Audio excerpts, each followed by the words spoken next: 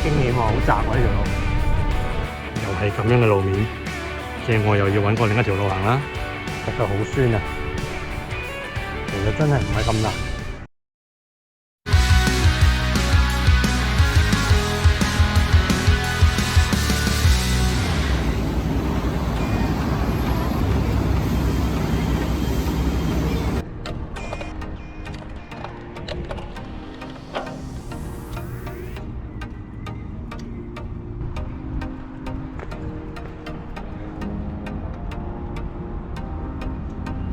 What's up, guys and girls？ 我係小島單車阿島啊！而家我哋喺溫哥華嘅 Stanley Park 附近，一個非常之熱門嘅踩車熱點，大家都會中意踩單車嘅地方。今日我哋租嘅呢一架車咧係一架 Giant Defy， 咁就喺頭先嗰間喺 Stanley Park 南邊入口附近嘅一間單車店嗰度租啦。咁首先我哋會喺 Stanley Park 呢度轉1到2個圈先啦，然之後到底點樣踩咧我都未決定，咁就睇下時間啦，睇下體力係點樣啦，因為我有1個月冇踩過車啦，所以我今日我唔敢 plan 太過誇張嘅行程，咁就事不宜遲，我哋即刻出發去溫哥華嘅 Stanley Park。我哋開頭嘅時間咧會喺非常之人多嘅 Stanley Park Sea Wall 嗰度先轉1個圈啊，咁所以呢一段裏面咧係需要耐心同埋耐心嘅。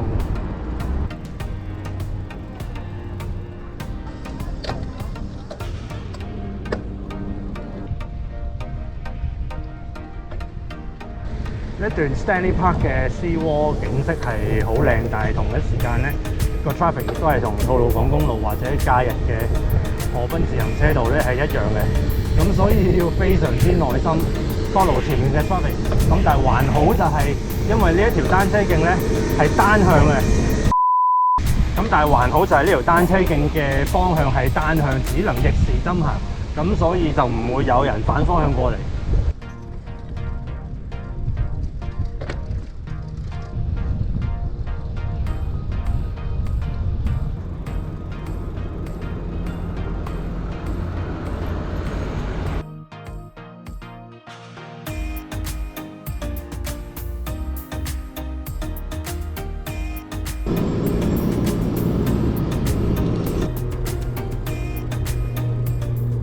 啱大家見到綠色嗰條橋就係 Lionsgate Bridge 獅門大橋，連接 Stanley Park 同埋 North Vancouver 嘅一個可以話係樽頸位嚟嘅。For some reason 呢個位置佢要我落車推。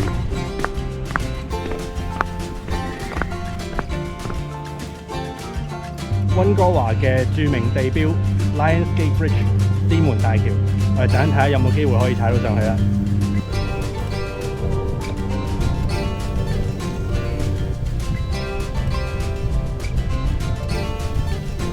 有啲驚險喎，好窄喎呢條路。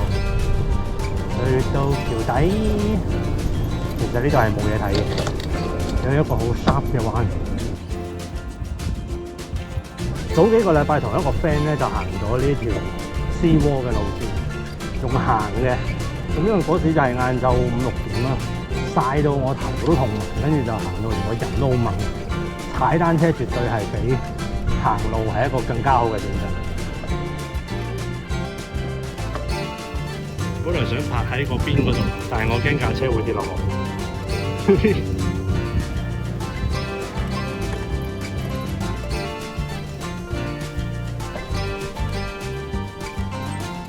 里程已經7公里啊！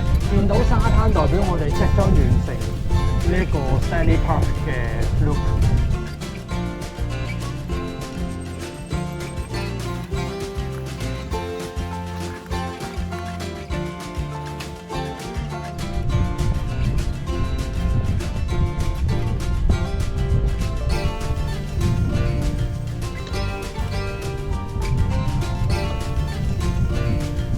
咁樣咧，我哋就嚟到 English Bay 啦，即係 Stanley Park 喺西邊嘅出口。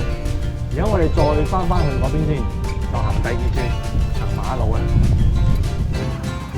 我相信行呢度咧可能會比較好啊，有呢個標誌。我發覺佢有好多咧畫喺地下嘅單車標誌，但事實上咧都係好 makeshift 嘅嗰件事，只係用現有嘅道路系統。跟住畫到，我唔確定係唔係叫大家注意有單車會喺度行咁樣嘅意思。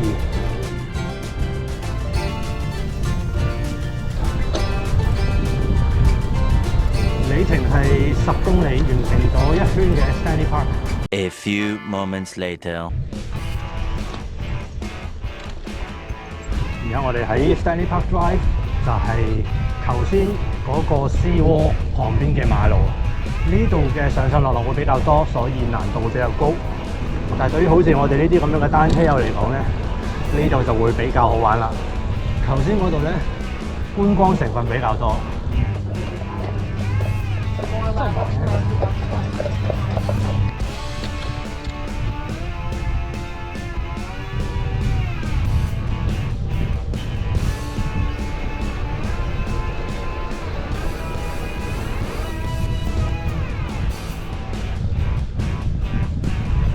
地下嗰啲係咪馬屎嚟嘅 ？Take the lead， 好，冇錯啊！呢個做法正確啊！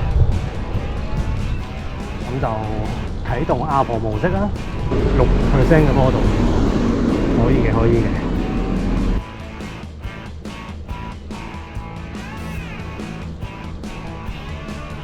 來都來了，我哋入嚟呢度睇下。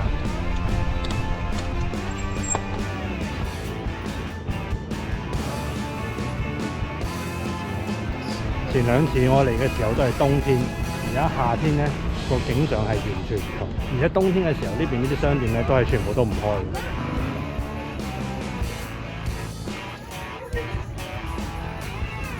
哇！好塞車啊！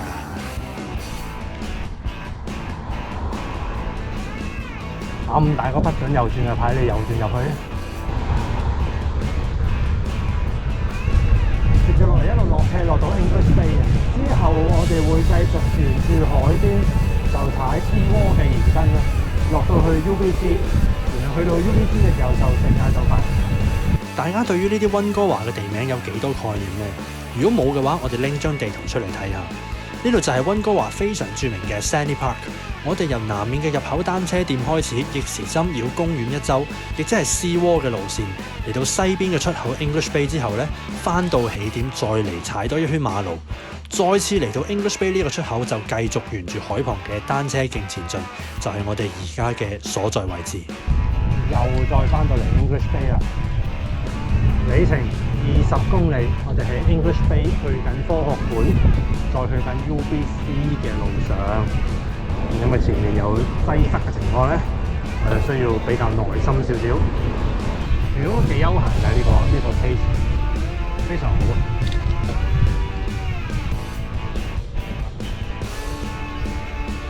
而家喺我哋呢度上面嘅係 Burrard Bridge， 佢係全北美單車 traffic 最繁忙嘅跨海大橋。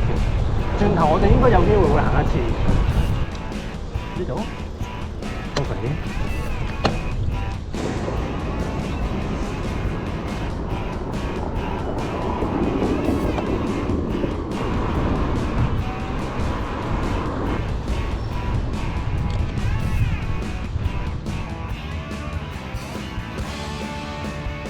呢條河叫做 False Creek， 假嘅河，因為佢唔係一條河，佢嚟到科學館呢一度咧就係盡頭啦。成日經過呢一個位置咧，都見到好多人喺度踩單車，咁啊終於有機會自己踩下。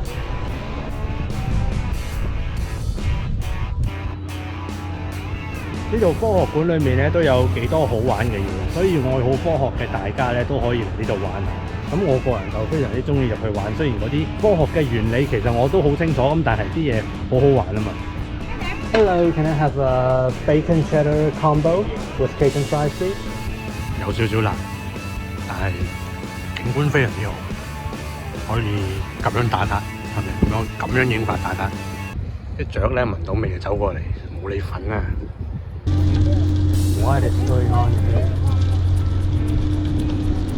而家我哋食完嘢喺 Science World 開始向西前進，下一站會係 Granville Island。Granville Island 以前係一個工業區嚟嘅，而家就變成一個觀光景點，並且佢已經唔係一個島嚟㗎啦。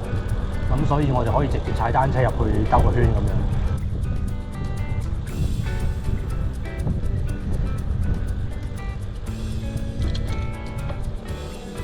我哋沿住 Seawall 路線嘅延伸，亦即係海邊嘅單車徑，啱啱就路過咗 Science World 科學館啦。而家係一直向西行前往 Granville Island 嘅途中。如果繼續向西前進，一路沿住海邊行嘅話呢，就會去到頭先提到咗幾次嘅 UBC，亦即係卑詩省大學。各位，呢度就係 Granville Island 啦，冇錯，就係咁近嘅，同埋係連住嘅。佢其實唔係一個島，或者已經唔係一個島嘅樣啦。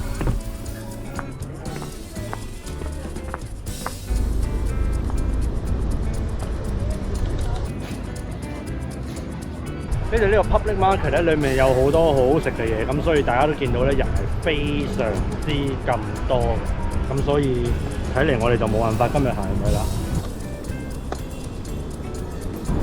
哇，好擠迫啊！呢個地方。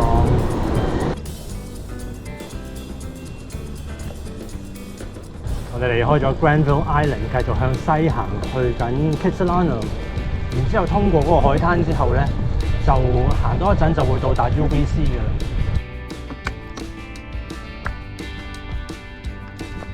睇嚟無可避免地，我係需要進入馬路，因為嗰度嗰一段嘅單車徑，佢係 gravel 嚟嘅，冇可能踩住架 road bike 行呢啲咁樣嘅路面。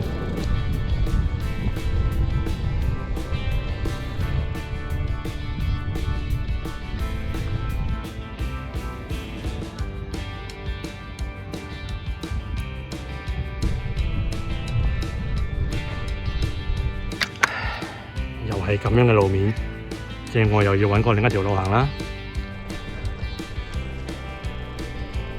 翻出嚟大街，即係第4街呢一度，應該唔會再出現gravel地啦啩。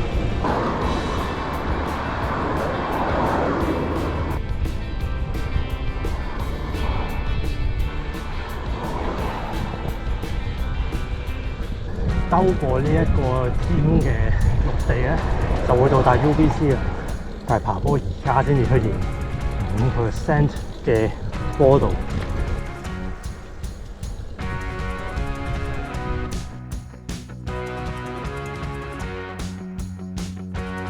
哇！隻腳好酸啊！其實真係唔係咁難，但係太耐冇運動啊嘛。呢一段 UBC 嘅外圍道路雖然係海邊嚟，但係都有唔少5到7% 嘅上斜落斜嘅。之後就要揾路翻去 downtown 啦。咁我就決定喺41街呢一度 cut 入去，先向東，陣間再揾路轉翻向北。41街因為係大街嘅關係咧，可能佢嘅路況唔會太好。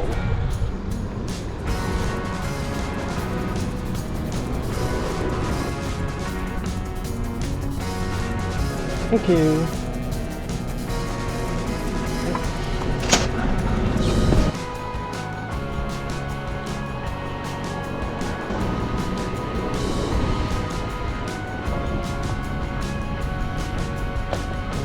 意外地發現咗呢度有一條咁樣嘅單車徑。原本我係諗住行嗰邊嗰條路，而家已經轉咗向北嘅行車方向，諗翻緊去 downtown 啦。去到 downtown 之前，我哋會先行頭先所講北美單車 traffic 最繁忙嗰條 Burrard Bridge。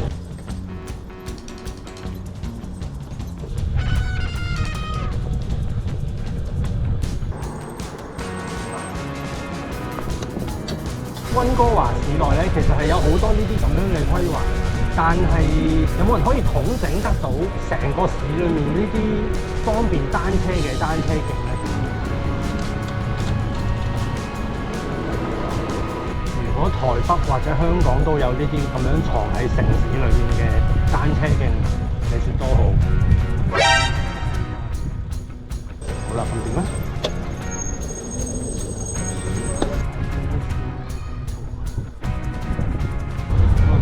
？Burrard Street 咁應該直去咧，就會去到 Burrard Bridge。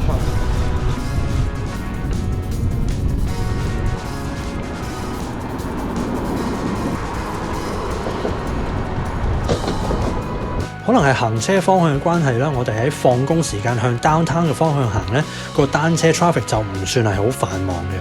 呢條橋喺1996年當溫哥華使用單車嘅風氣未有咁盛行嘅時候，曾經試辦過1個星期，將其中一條行車線劃為單車專用。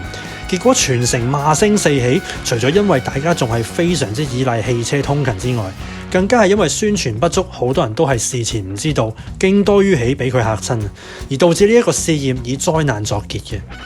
快轉到2009年，市政府經過投票之後，設立一條永久嘅單車道喺南側嘅行車線上面，亦即係我哋而家行緊嘅呢一邊啊。當時反對嘅聲音一樣係唔少嘅。條橋咁繁忙，你仲 cut 咁條線，你係咪想塞死先？溫哥華成日都落雨，鬼有人踩單車咩？你收皮啦！結果大家一直鬧緊嘅塞死並冇成真。到2017年，市政府仲將單車徑拓展到北側嘅行車線上面，兩邊一去一回。2019年 Burrard Bridge 嘅單車線使用率達到100萬架次，係全北美洲最繁忙嘅單車道。接住落嚟，我哋嚟到downtown咧，就開始有好多上上落落嘅地形啦。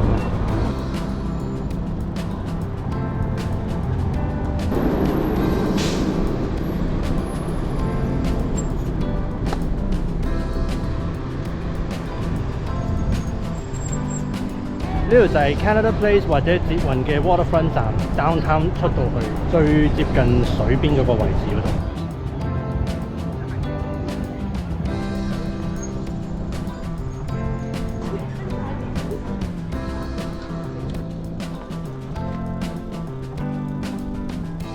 我哋又再一次翻到嚟 Stanley Park 嘅呢一個位置呢度。